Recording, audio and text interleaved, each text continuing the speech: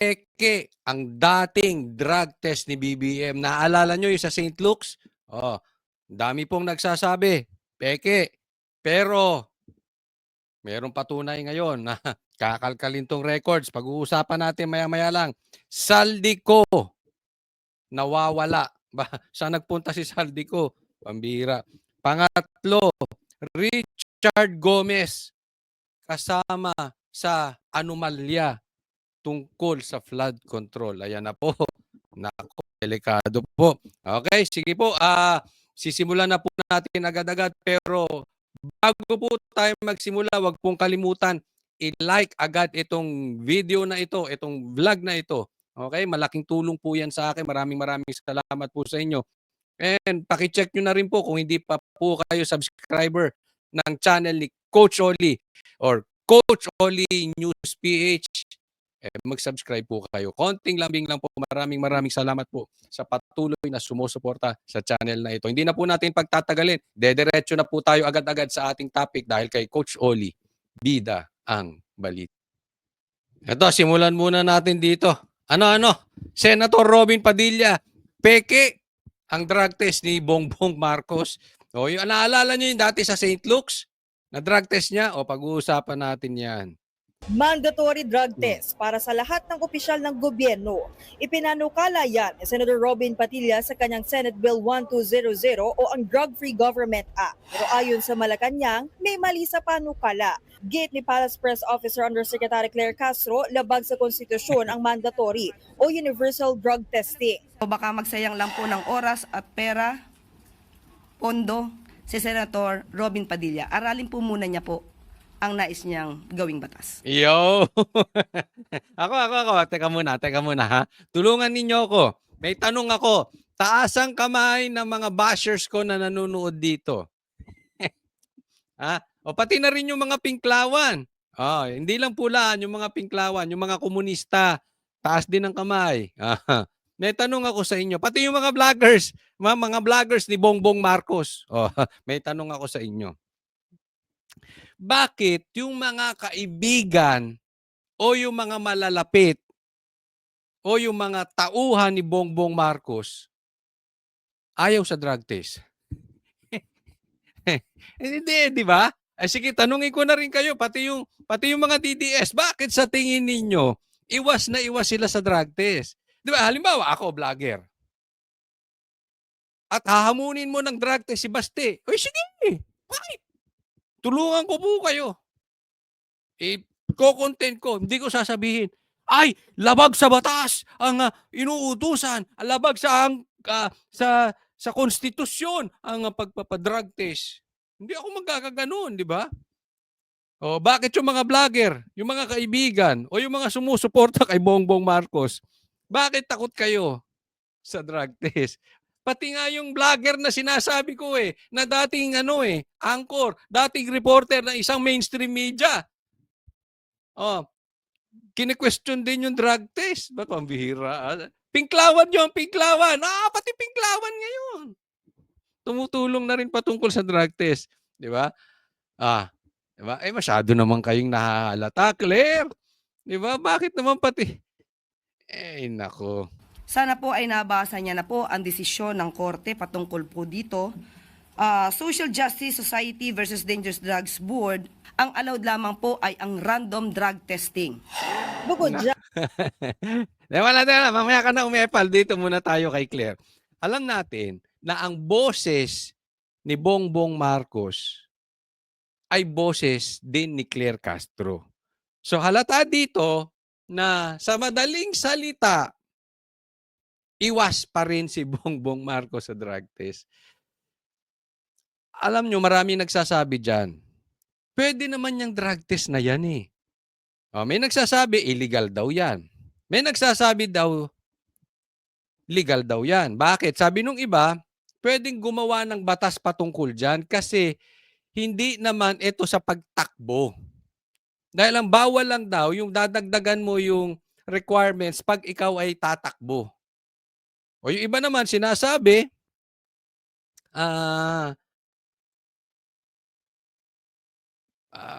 against, ito ay self-incrimination. Sa batas hindi mo pwedeng ipagkanlulu o ilaglag yung sarili mo. Kaya bakit ako kukuhanan nyo? Humanap kayo ng ebidensya na adik ako. Parang ganon. Hindi ko ilalaglag yung sarili ko. Pero ang pwedeng papasukin dito ni Robin Padilla, pwede kang gumawa ng batas. Ako hindi po abogado, kaya nga may pagtatalo dito. May nagsasabing legal, may nagsasabing illegal. Di pag-usapan, ipanukala. Ngayon, pag pumasa yung batas at sinabi ng Supreme Court, unconstitutional yan, tigil nyo yan. Agree ako, wala na tayong pag-uusapan. Unconstitutional yan. Susunod tayo. Di ba? Patas ang DDS, patas tayo. Hindi tayo Hindi tayo katulad ng iba. Pag gusto natin yung utos ng Supreme Court, pabor. Kung ayaw niyo yung utos, hindi pabor. Hindi, ako kahit anong desisyon. Gawin mong batas yan, Robin Padilla. Pag sinabi ng Supreme Court, illegal, ihinto nyo na yan.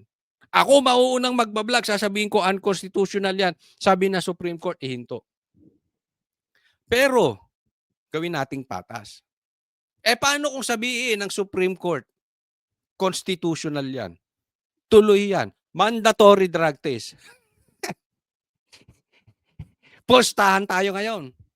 Hindi, ano lang yan, hindi po ako nakikipagsugal. Ano lang yan, paano ang expression ko lang yan. Pustahan tayo. Pustahan tayo. Lahat ng paraan gagawin ni Bongbong Marcos na hindi magpa-drug test. Di ba? Pustahan. Pero yan ang nakakapagtaka. Bakit dati may drug test si Bongbong Marcos? Bakit ngayon iwas siya sa drug test? Pag-uusapan natin maya-maya lang. Testing. Bukod dyan, hinamon naman ni House Minority Leader Marcelino Libanan si Padilla na linisin muna ang sarili nitong bakuran. Kamakailan nadawit ang staff ni Padilla na si Nadia Montenegro sa umano'y pagmamariwana sa CR ng Senado. Bagay na itinanggi ni Montenegro na agad naman nag-resign. Dagdag pa ni Libanan, gimmick lang ang panukala. Ayon naman sa kampo ni Ito. Balikan muna natin yan. Okay, sige, kung gimmick yon, paano? Brad, boss, bossing, sir,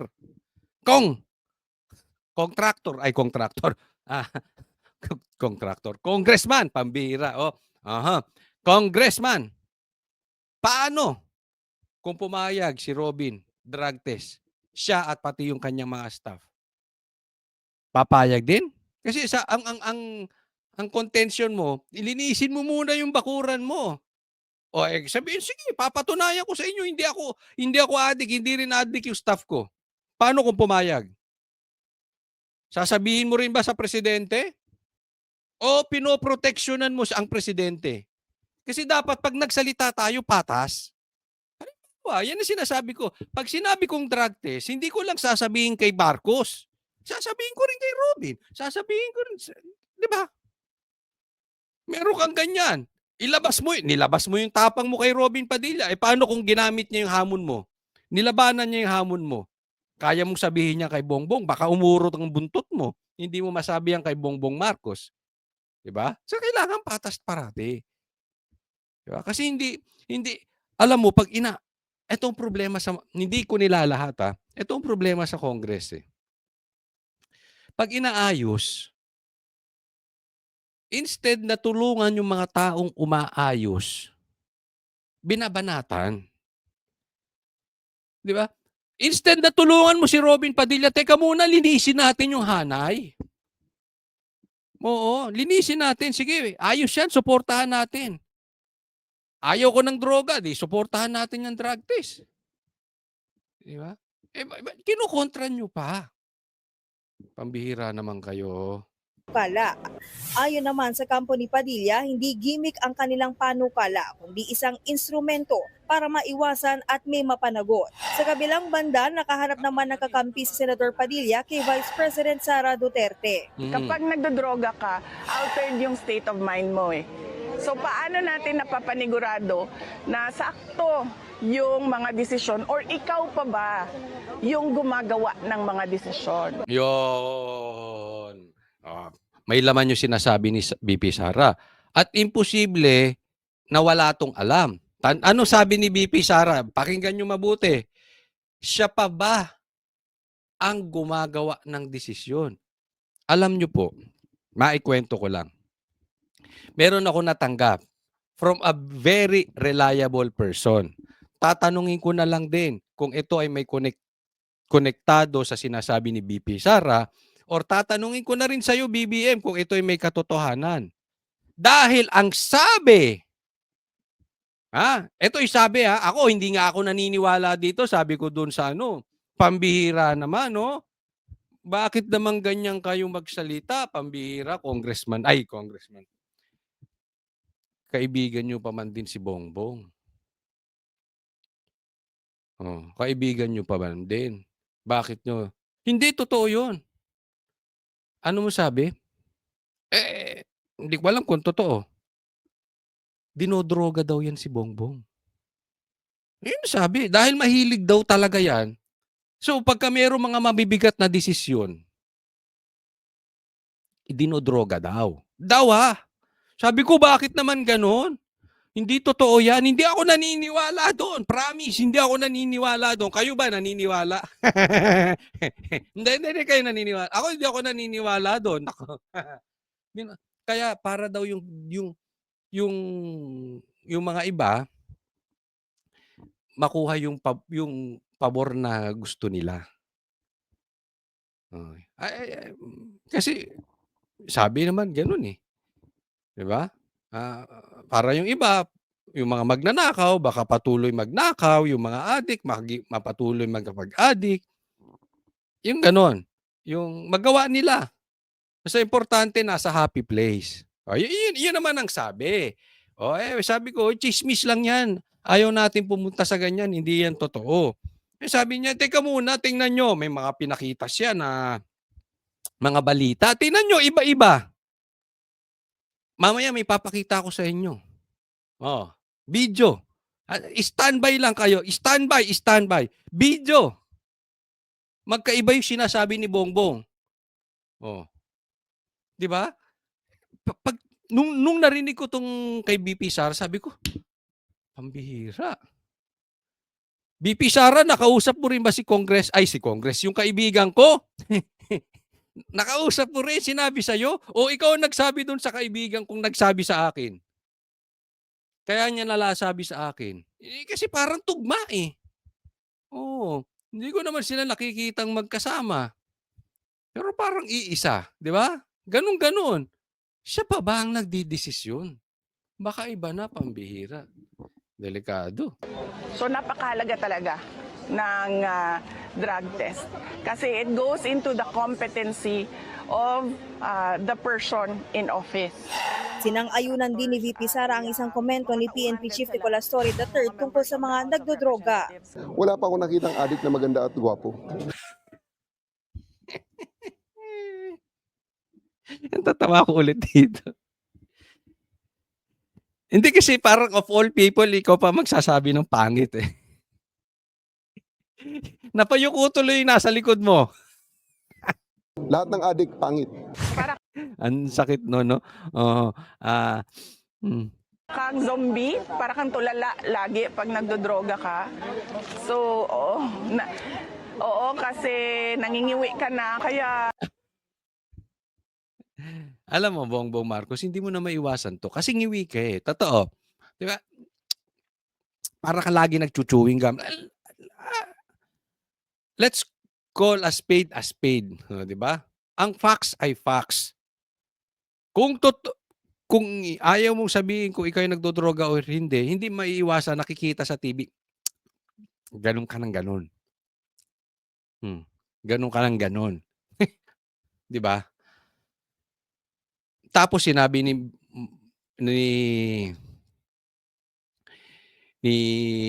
PRRD, ikaw ay bangag.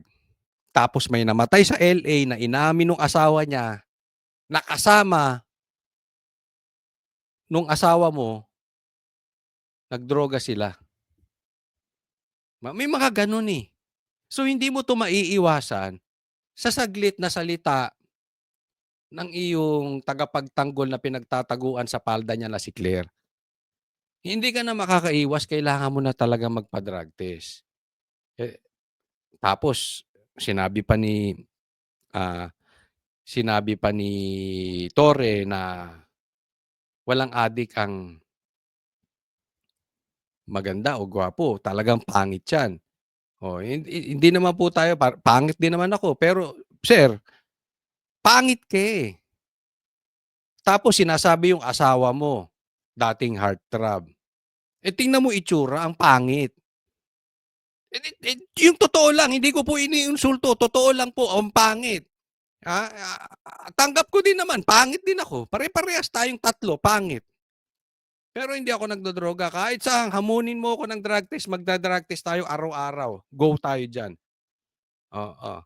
Pero kasi tumutugma eh. Nakita ka na ba ng heartthrob na pangit? Eh, ba't pangit ngayon? Di ba? Oh. Di ba pag iniisip mo, eh sabihin matanda. Hindi, ang daming magagandang matatanda, magaganda, pogi. Hindi nag-a-addict pero pogi pa rin kahit matanda na. Maganda pa rin kahit matanda na. Tama o tamang-tama? Pero ito ang pinakamatindi. 'Di ba? Meron kang drug test sa St. Luke's. At sinabi mismo ni Attorney Vic, magpa-drug test ka. Ngayon, merong ulit gagawing batas patungkol sa mandatory drug test, kinokontra na agad ni Claire. Bakit hindi mo sabihin? I-call out mo si Attorney Vic. Attorney Vic, di ba meron akong drug test sa St. Luke's? Alam mo yan. Bakit hindi mo ilabas ngayon? Ito po hindi po natin tinitira si Attorney Vic, ha? Kaibigan po natin yan. Sa katunayan, kaklase ko pa po yan nung high school, ka-varsity ko pa po yan sa basketball si Attorney Vic, no? Pero, in fairness kay Attorney Vic, dapat sabihin mo na. Sabihin mo, Marcos, yung records mo sa St. Luke's, nakakapagtaka bakit hindi mo yan nilalabas. Yan ang dapat bulat-latin ni Robin Padilla. Para sa akin kasi tama si BP Sara eh. Importante yan sa posisyon mo na ilabas yung iyong, ikaw pa ba ang nagdidesisyon sa bansang Pilipinas? Dahil nakakapagtaka, halimbawa ako, presidente. Isipin mo ikaw, presidente. Ayaw mo lang magpa-drug test. Pwede mong sabihin, oy, meron ako dyan. Kunin nyo yung drug test ko sa St. Luke's. But hindi nyo binabanggit. Nung hinamo ka ni Attorney Vic, hindi mo sinabi yan. Dapat binabalik mo kay Attorney Vic. O di ba magkasama tayo, Attorney Vic? Alam mo, matagal tayo magkasama. Alam mo, hindi ako nagtitake. Bakit hindi niya maganon? Dapat sinusuplak. Halimbawa, sabihan ako ni Boss Dada. Oliver, adik ka. Magkasama tayo parati, paano kung adik? Babarahin kong ganon. Di ba? Magkasama kayo, ba't hindi mo maibalik sa kanya? O, balik mo, Attorney Vic, magkasama tayo dati pa. Unless, peke yun. Hindi ko sinasabing involved si Attorney Vic doon. Wala po tayong ganon. Kaya lang ba't hindi niya ma-call out si Attorney Vic? Baka kasi takot siya maglabas ng ebidensya si Attorney Vic. Di ba? O baka lang, takot siya, barahin siya ni Attorney Vic, may nalalaman. Hindi ko po alam. Hindi po natin sinisisi dito si Attorney Vic. Okay? Hindi po. Pero ba't hindi mo nilalabas? Kaya nga ang sabi, peke daw yun. Hindi sinasabing peke yung nilabas ng St. Luke's. Okay? Pero may anomalyang nangyari doon. Yun ang sabi. Okay? Banggit ko lang. Ako po hindi naniniwala. Kaya dapat ungkatin yung records na yon. Dahil ulitin ko, sa gitna ng diskusyon, bakit hindi mo mabulatlat yung patungkol sa record mo dyan sa St. Luke's at saka dyan kay Attorney Vic? Hindi mo masabi. Lalong lumalabas na guilty ka, Marcos, totoo man or hindi, kakaiwas mo sa drug test, yung mga nagtatagpi-takpi, wala ka ng lusot. Totoo yan talaga. Papangit talaga yung mga adik, pangit talaga sila. Babalita mula sa Frontline, Camille Sam. Ito, may papakita ako sa inyo, ha? Ito po, ipapakita ko sa inyo na isa doon sa mga sinasabi patungkol doon sa binanggit ni BP Sara na siya pa ba ang nagdidesisyon? Tingnan mo, kung hindi guilty yan si Bongbong Marcos, iba na eh. Iba na yung kanyang pagsasalita. 'Di ba? Lutang na eh. Iba-iba ang sinasabi niya. Tingnan niyo po. Nasa na mga flood control? Nandyan ang mga flood control na overwhelm lang. Yon, sabi niya, andyan ang mga flood control. Ibig sabihin ni Bongbong Marcos, hindi merong flood control, meron. Sobrang lakas lang na overwhelm. Sobrang lakas lang ng bagyo. Sobrang dami lang ng tubig. Kaya hindi na control ng flood control. Pakinggan natin. Many months later. Wala kaming makita na kahit isang hollow block. Isang Marcos, COVID ka talaga. Dati, merong flood control, wala. Na-overwhelm lang. Ngayon, wala kang makita. ng simento, walang equipment dito. Lahat itong project na ito, ghost project. Nasa na mga flood control? Ulitin natin. Nandyan ang mga flood control na overwhelm lang. Many months later. Wala kaming makita na kahit isang hollow block. Isang ng simento, walang equipment dito. Lahat itong project na ito, ghost project. Ayan. Yan yung sinasabi ko sa inyo kanina.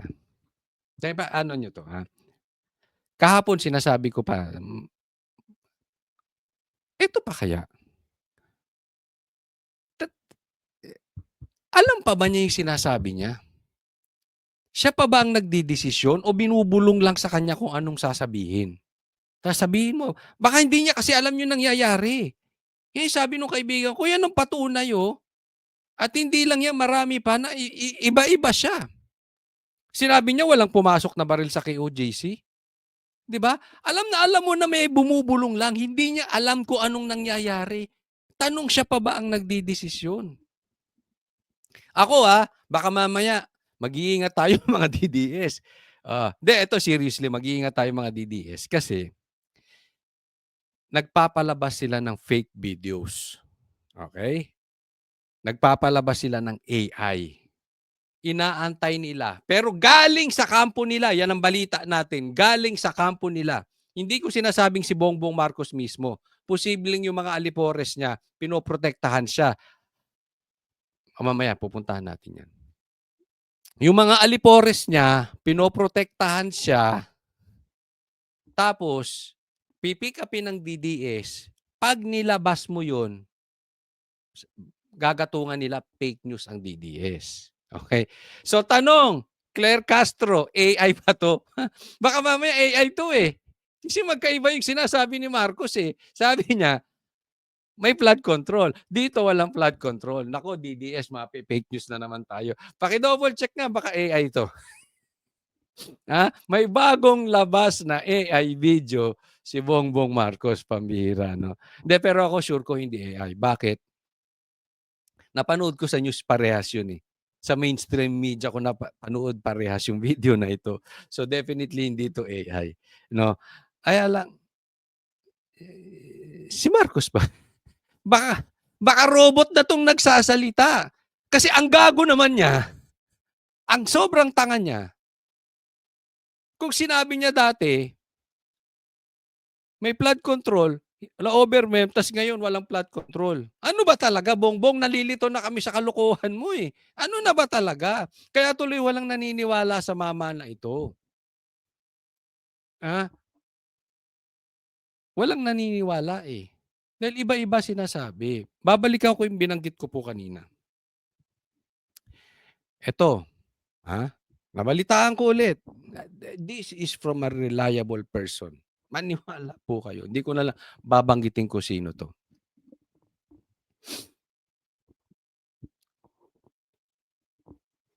Ang pumoprotekta daw kay Bongbong Marcos ay yung mga nakapaligid na nakakapagnakaw. Hindi ko alam kung totoo o hindi. Sinasabi ko na sa inyo. Kaya nga sabi ko doon sa nagsabi sa akin, baka naman nagkakamali ka. Meron silang pinakitang ebidensya. Hindi ko na sasabanggitin yung ebidensya na yon dahil malalaman nyo kung sino tong tao na to. Pero yung ebidensya po, kalat po sa balita. Kalat po sa Facebook, kalat sa YouTube. Sa katunayan, pag sinabi ko sa inyo, eto, pati pulahan, sasabihin nila totoo. Totoo, bakit? Record. Ngayon lang nangyari sa Pilipinas. Pero, yun daw ang gumagastos to protect. Why? So he can continue kung ano man yung ginagawa niya. Hindi natin alam kung totoo ito. Pero yung ebidensyang pinakita niya sa akin, nakikita niyong lahat.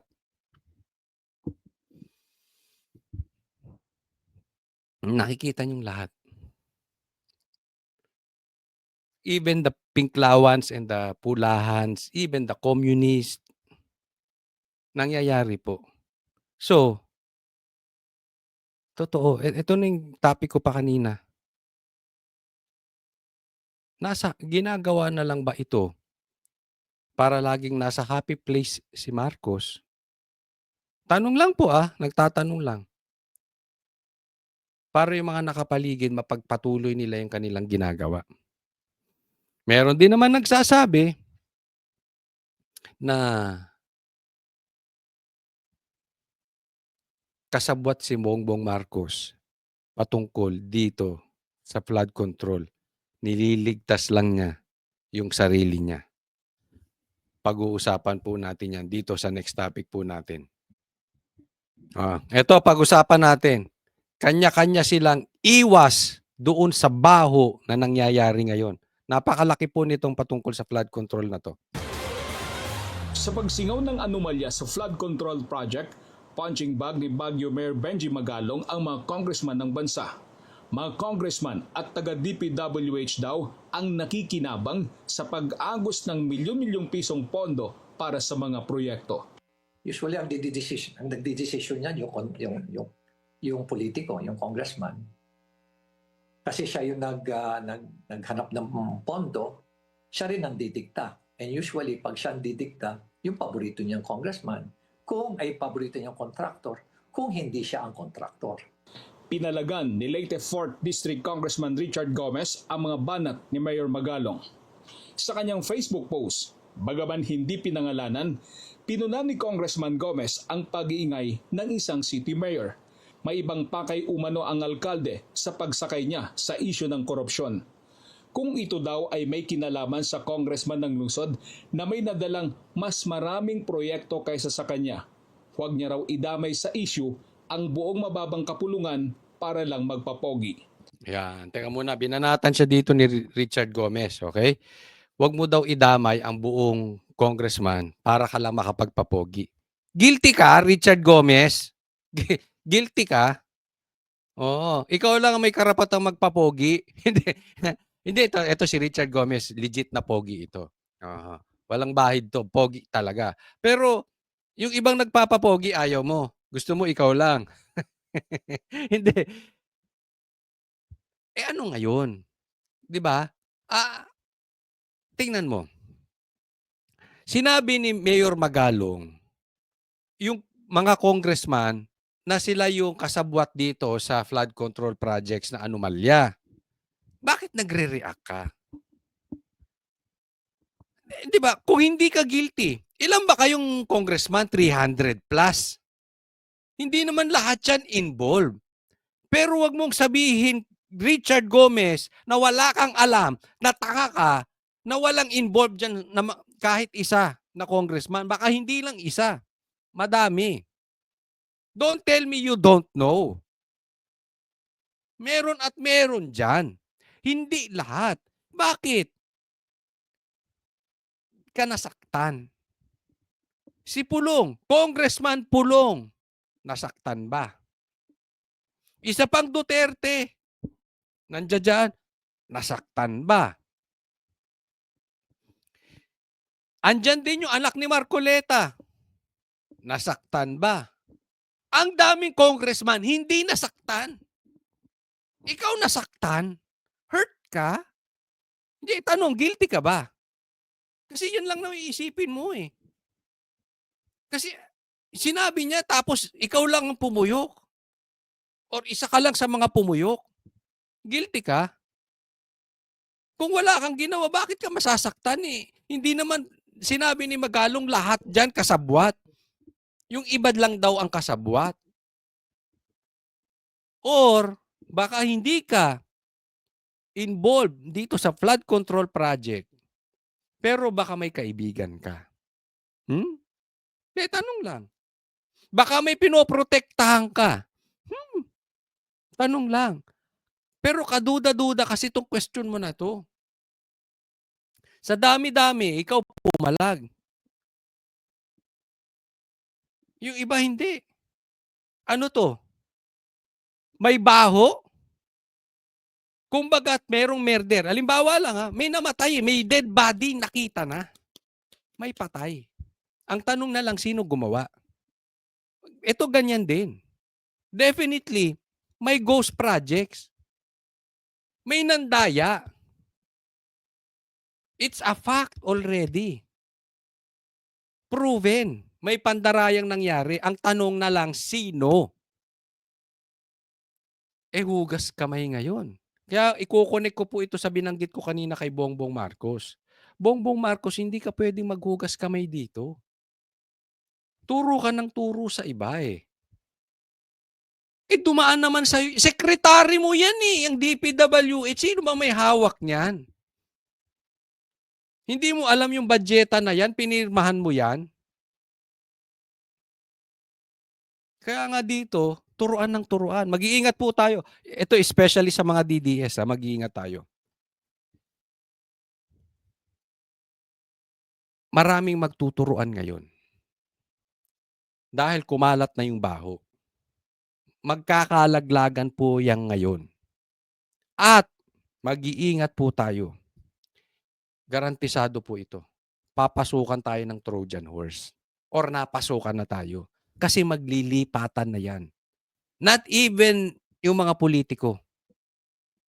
Kasabay po maglilipatan, sinasabi ko ng matagal sa inyo. Including the vloggers.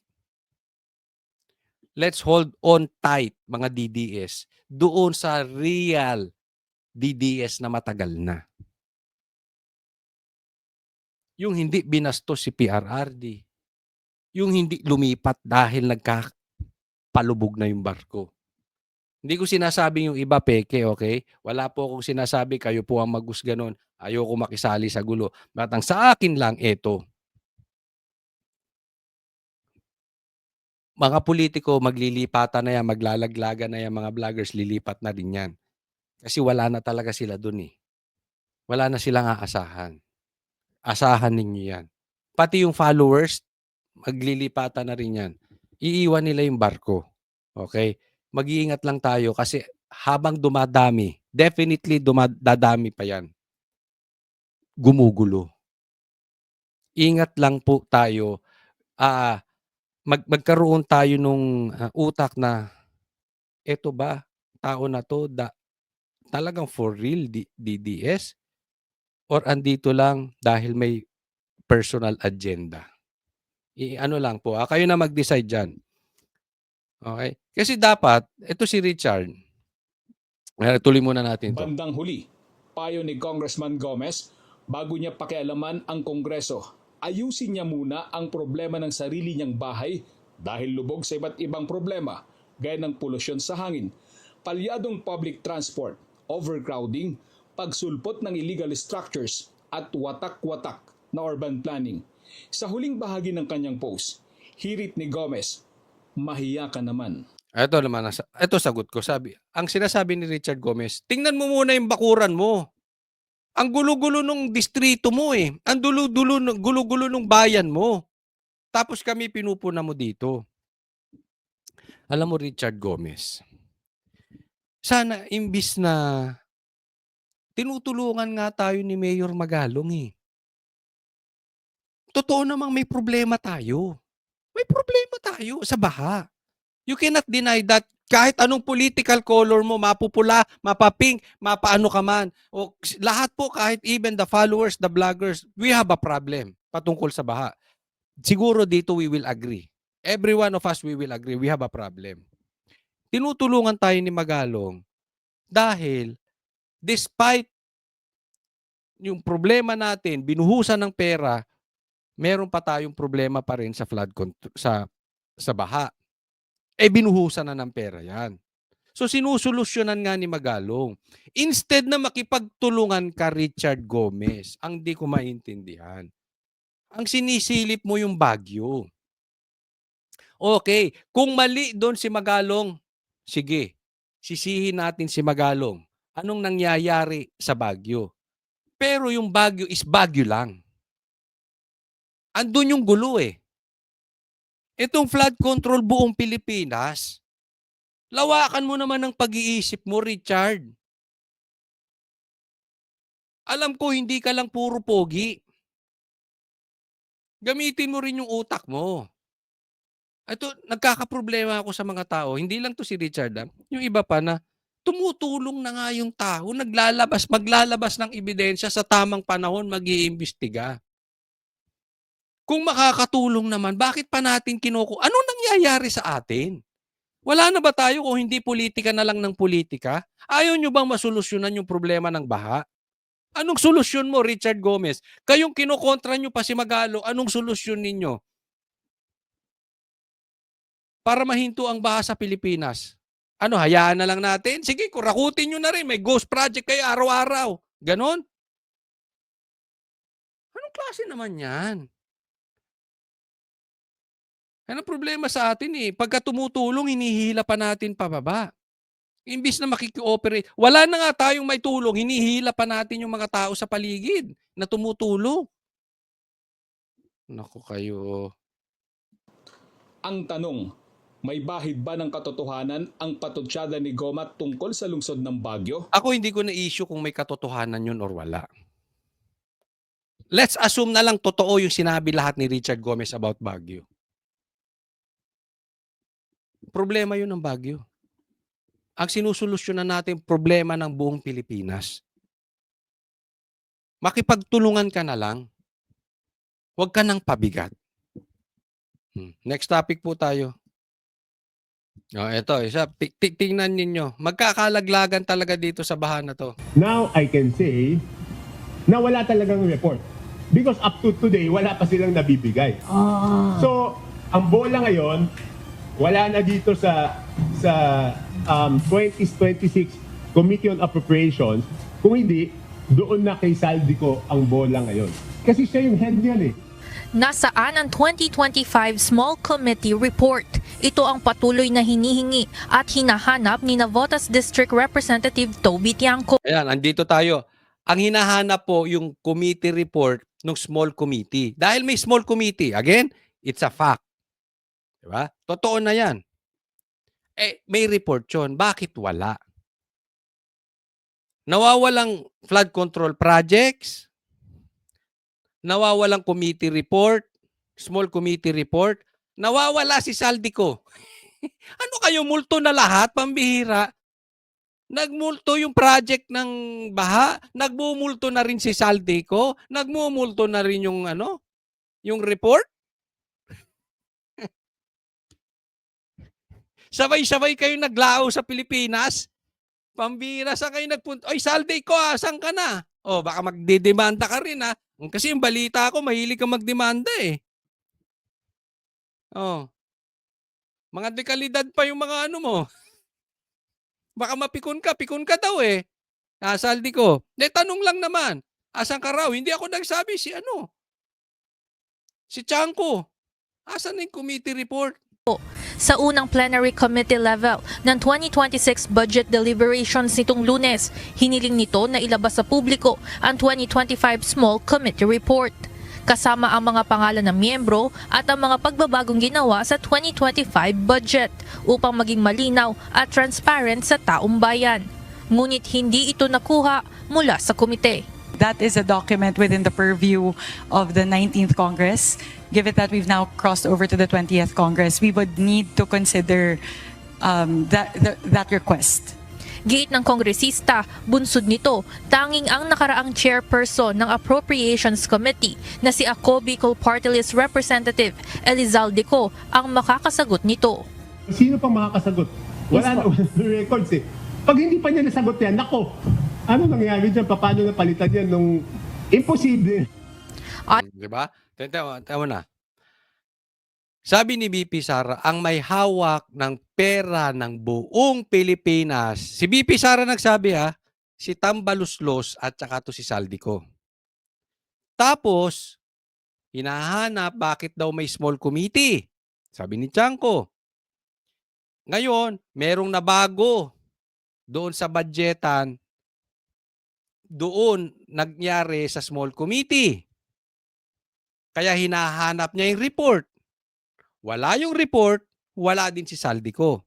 Dumudugtong-dugtong na eh. Kaya ano sabi niya? Yung bola na sa'yo. Ibig sabihin, sinabi ni BP Sara. Ibig sabihin, kung hindi mo mapapatunayan yung sinabi ni BP Sara na ang may hawak ng buong pera ng Pilipinas ay ikaw at saka si Tambaluslos, yung sinasabi nila na nagkaroon ng magic dan sa small committee, pag hindi mo mapatunayan, kaya nga nasa iyo na yung bola, ibig sabihin totoo. Nasa iyo na napatunayan ng lahat. Anong gagawin mo, Saldico? Huwag kang magalit sa mga nagbabalita sa amin. Kung may magalit ka kay BP Sara, magalit ka kay Chanko. Or better yet, maglabas ka ng ebidensya to contradict yung sinabi ni BP Sara, to contradict yung sinabi ni Chanko, hindi ka mahagilap, hindi mahagilap yung small committee report. Ayon kay Representative Chanko, ang small committee ang humahawak ng mga individual amendments o pagbabago sa budget, katulad ng kung anong tatanggapin, tatanggalin at kung saan kukuhanin ang mga pondo ng General Appropriations. Yung pagbabago, sino may hawak? Si Saldico. Siya ang chairman. Pagbabago patungkol sa budgetan. Bill. Aniya, ang mga detalyeng ito ng 2025 national budget ay malalaman lahat sa dating puno ng small committee. Let's ask Saldico because Kasi chair, siya, imposible ikaw chairman. na walang kopya. Hindi mo alam kung ano nangyari. And where is Saldico right now? He got re-elected, di ba? Yeah. He's a congressman. Did you see him already at the No. house up to now? No.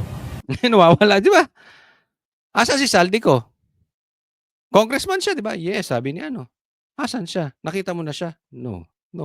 Ay, Saldico, asan ka? Nawawala ka raw. Sabay-sabay kayo talaga naglaho. Nakakapagtaka naman yan. Flood control, naglaho. Saldico, wala. Small committee report, wala din. Wala na lahat. Yung pera kaya ng taong bayan, wala na din. Nagtatanong lang, wag kang pikon. Ha? Wag pong pikon. Sabi nga ng Supreme Court, ang mga politiko ay hindi balat sibuyas. Nagtatanong lang po. Kayo, anong sa tingin ninyo? Totoo ba yung sinasabi ni Chanko? Totoo ba yung sinasabi ni BP Sara? Ilagay nyo sa comment section. No. Samantala, sinubukan naman ng UNTV na kunin ang panig ni Representative Elizalde Co, ngunit wala pa itong pahayag hanggang sa ngayon. Evan Alvarez, Kinuha yung panig niyan. Oh, walang pahayag. O, edi asan siya? Nawawala nga talaga. Pambihira. O doon sa mga hindi ko pa po subscriber, ha, wag po kakalimutan. Subscribe po kayo. Maraming salamat. Paki-like ko na rin po itong video na ito. Okay, God bless po sa inyong lahat.